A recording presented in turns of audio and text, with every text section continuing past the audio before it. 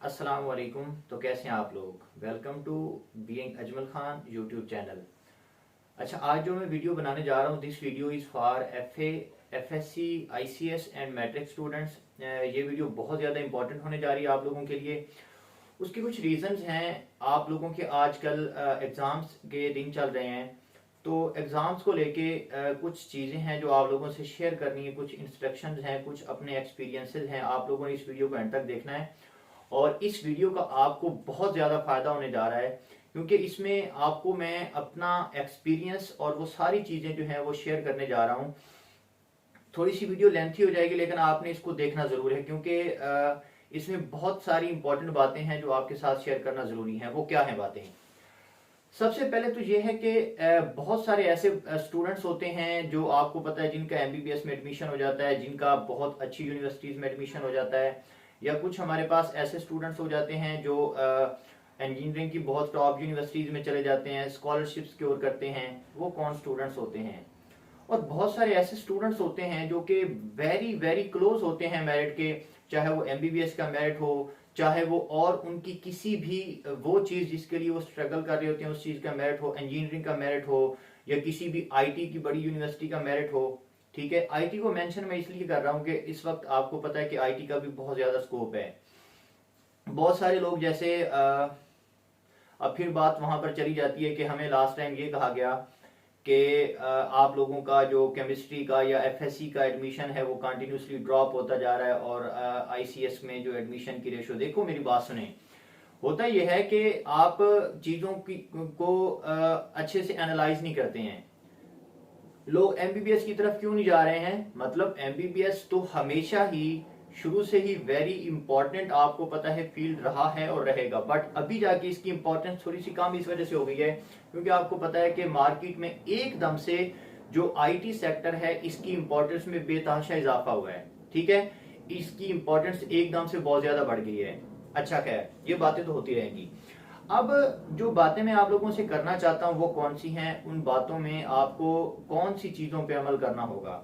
देखिए, बहुत सारे ऐसे स्टूडेंट्स होते हैं जो सारा साल मेहनत करते रहते हैं, बहुत अच्छा पढ़ते रहते हैं, लेकिन जब उनके एग्जाम्स करीब आते हैं तो उन दिनों में वो लूज हो जाते हैं, वो उतनी मेहनत नहीं करते। अच्छा, कौन से बच्चों का एमबीबीएस में एडमिशन होता है या इंजीनियरिंग में एडमिशन होता है? ये वो बच्चे होते हैं जो एग्जाम्स के दिनों में ऐसे समझ लें कि वो, हम नहीं कहते कि मुसल्ला बिछा के बैठ जाते हैं, बस उनको पढ़ना है, दुनिया जहान के सारे फंक्शन उन्होंने छोड़ देनी है, इधर उधर की हर एक्टिविटी उन्होंने छोड़ देनी है। ठीक है, अच्छा, हम लोगों को ये लगता है कि हम थोड़ा सा अगर पढ़ लेंगे तो हमारा हो जाएगा। अच्छा, बहुत सारे ऐसे बच्चे होते हैं जिनके अंदर अल्लाह ताला ने पोटेंशियल रखा होता है कि वो पढ़ सकते हैं। देखें, फॉर एग्जांपल यहाँ पे मैं अपनी एग्जांपल कोट करना चाहूंगा। मैं बहुत लकी इंसान भी हूँ और बहुत अनलकी इंसान भी हूँ। ठीक है, मैं अपनी एग्जांपल इस वजह से भी कोट करना चाहता हूँ कि शायद अल्लाह ताला ने मेरे अंदर ये पोटेंशियल रखा था। ठीक है, मेरी कहीं पे किस्मत ने भी शायद मेरा साथ नहीं दिया, मैं अब भी शायद बहुत अच्छी जगह पे हूँ। आपको पता है बहुत सारे लोग जो हैं वो चाहते हैं कि जो मैं जिंदगी जी रहा हूँ, ठीक है, हर बंदे की लाइफ में मुश्किलात आती हैं, लेकिन बहुत सारे लोग ये वाली जिंदगी जीना चाहते हैं जो मैं जी रहा हूँ। बहुत सारे लोग मुझसे बहुत आगे भी हैं। अपनी एग्जाम्पल मैं आपको इस वजह से दे रहा हूँ कि देखें बच्चों, आप मेरी बात सुने। कभी भी आप लोग कोई भी एग्जाम दे के आए, कोई भी चीज करके आए, तो आपके माइंड में काश वाली बात ना रहे, काश मैं थोड़ी सी और मेहनत कर लेता या कर लेती। मैं आपको इसकी एग्जांपल बताता हूं। मैंने जब FSC medical college entrance test, जिसको हम एमडी कैट आजकल कहते हैं, वो दिया, मेरिट कैलकुलेशन हुई, ठीक है, सारी चीजें हुई, तो मेरा मेरिट बना 88.2। ठीक है, 88.2 जब मेरा मेरिट बना तो उस साल इससे पहले भी कभी 86.5 से मेरिट ऊपर नहीं गया था। मतलब मेरा तो एडमिशन ऐसे समझ ले कंफर्म था। लेकिन उस साल बच्चों के और भी बहुत सारे अच्छे मार्क्स आए, तो हुआ ये कि उस साल मेरिट 88.2 से भी ऊपर चला गया, मेरिट जाके रुका 88.6। मतलब मेरे एक या दो एमसीक्यू और ठीक होते एमडी कैट के तो मेरा एमबीबीएस में आराम से एडमिशन हो जाना था। वो एमसीक्यूज भी, मुझे बहुत सारे एमसीक्यूज आते भी थे, मुझसे थोड़ी सी मिस्टेक्स हो गई एमसीक्यूज फिल करते हुए। अच्छा, ये इस पे भी जब आप लोगों का एमडी कैट आएगा तो उस पे भी इंशाल्लाह मैं एक वीडियो बनाऊंगा। अच्छा, अब यहां पर देखिए 88.2 और 0.4% से मैं रह गया सिर्फ एक दो एमसीक्यूज की वजह से। और इस चीज का आज तक मुझे पछतावा है। मैं जब भी अकेला बैठता हूं मैं इसके ऊपर पछताता हूं, रिपेंट करता हूं। अभी आप लोग जब इस दौर से आगे निकलेंगे, मैट्रिक और एफएससी से आगे जाएंगे, जब आप यूनिवर्सिटी की डिग्री कर लेंगे तो उसके बाद लाइफ बहुत टफ हो जाती है, खास तौर पे बॉयज के लिए, ठीक है। अच्छा, उसके बाद मैंने उसका टेस्ट दिया जी, एएमसी का, आर्मी मेडिकल कॉलेज का उस वक्त टेस्ट हुआ करता था, अब मुझे एग्जैक्ट याद नहीं है अब उस टेस्ट को किस तरह लेते हैं, उसके बहुत सारे स्टेप्स होते हैं। खैर यहाँ पर मैं, मेरी सारी एफर्ट थी, मैंने पूरी मेहनत की, मेरा each and every step clear था। लेकिन जहाँ पर जिस चीज़ की कमी थी वो कमी ये थी कि मेरा कोई अंकल, कोई मामू, कोई कज़न, कोई जानने वाला कैप्टन, ब्रिगेडियर या कर्नल नहीं था। सिर्फ मेरे अंदर सिर्फ एक ये डेफिशिएंसी थी, अगर ये डेफिशिएंसी ना होती तो आज मैं कैप्टन डॉक्टर होता। यहाँ पर ये हमारे मुल्क के हालात हैं और हमें इन्हीं को साथ लेकर चलना है। अच्छा, इसके बाद जरा देखें, मैंने टेस्ट दिया उसका प्यास का, ठीक है जी, एटॉमिक एनर्जी में।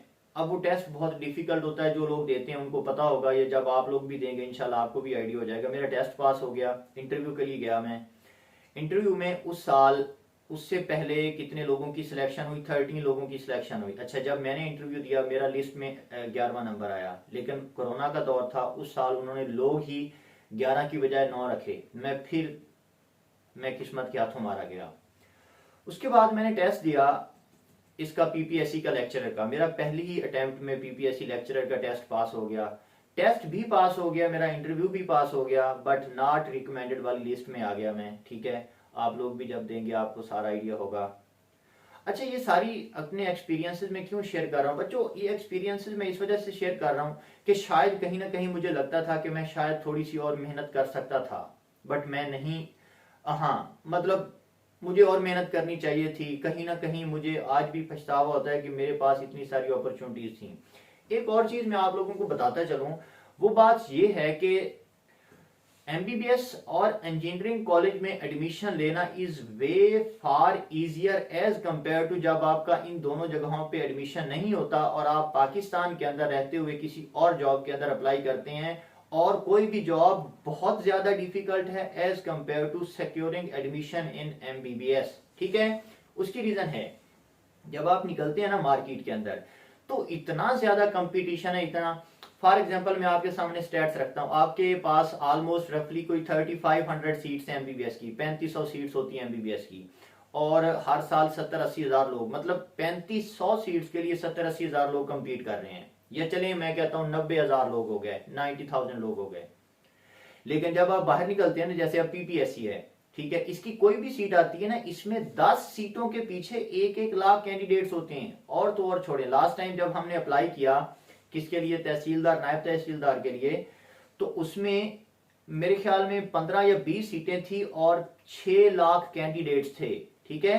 इतना ज्यादा टफ कंपटीशन है। तो इसलिए मैं ये वीडियो इस वजह से बना रहा हूं बच्चों कि नेक्स्ट आपके पास जब आप एफएससी आपके हाथ से निकल जाएगी, अभी आपके पास सेकंड ईयर या फर्स्ट ईयर का चांस है, मैट्रिक के आपने पेपर अगर देने हैं, एमडी कैट आपके पास है बच्चे, ये चांसेस आप लोगों ने पूरी ताकत के साथ, जितना आपका पोटेंशियल है वो सारे का सारा पोटेंशियल आपने लगा के इसके ऊपर एफर्ट करनी है, ताकि कल को आपके माइंड में कोई काश ना रह जाए। देखें, आप एग्जाम्स दे के आए तो आपके माइंड में ये बात जरूर हो कि मैं मैक्सिमम इतनी ही मेहनत कर सकता था, कर सकती थी, इससे ज्यादा मेहनत नहीं कर सकता हूं। लेकिन अगर आप ये करके आए हैं तो यकीन रखें कहीं ना कहीं जाके अल्लाह ताला आपको इसका रिवार्ड जरूर देगा। खुदा ना खास्ता अगर आपका एमबीबीएस या इंजीनियरिंग कॉलेज में एडमिशन नहीं होता, ठीक है, बट आपको इसका अवार्ड मिलने जा रहा है, लेकिन ये आपके माइंड में ना हो कि मैं और मेहनत कर सकता था या कर सकती थी, ठीक है। कुछ ये बातें हैं। दूसरा, हमारे मुल्क के हालात आपको पता है, वो सारी चीजें, हमारे मुल्क में नाइंसाफी बिल्कुल अरूज पे है। तो आपने इस नाइंसाफ और जालिम दुनिया के अंदर रहते हुए अपना लोहा मनवाना है, अपने आप को आपने सिक्योर करना है। अपना फ्यूचर सिक्योर करने के लिए आपको बहुत ज्यादा मेहनत करनी पड़ेगी, ठीक है। मैं उम्मीद करता हूं कि मेरी ये वीडियो बहुत सारे बच्चों के लिए अच्छा।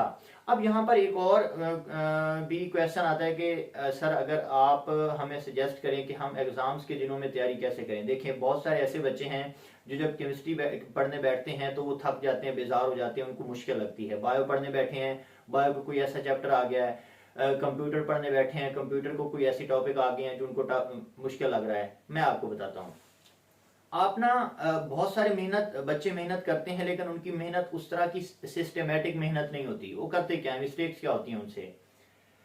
देखिए आप क्या करें, जब आप बिल्कुल फ्रेश बैठे हैं, जब आप बिल्कुल अभी पढ़ने बैठे हैं, तो सबसे पहले आप अपना डिफिकल्ट सब्जेक्ट उठाएं। ठीक है, फॉर एग्जांपल केमिस्ट्री है या बायोलॉजी है या फिजिक्स है, आप इसको उठाएं। जब आपको लगे कि मैंने आधा घंटा पढ़ी और अब मैं बेजार होने लग गया, तो आप ऐसा करें कि आप केमिस्ट्री को रखें साइड पे और आप कोई भी इजी सब्जेक्ट उठा लें, जैसे उर्दू है, पाक स्टडीज है। ठीक है, अच्छा ये हो गया, आप थोड़ा सा उसको पढ़ लें। उसके बाद फिर जब आप सुबह फॉर एग्जांपल सुबह जल्दी उठते हैं, सुबह जल्दी आप उठते हैं, तो आपके माइंड में ये बातें ऐसी हैं जो मैं क्लास में भी बताता रहा हूँ।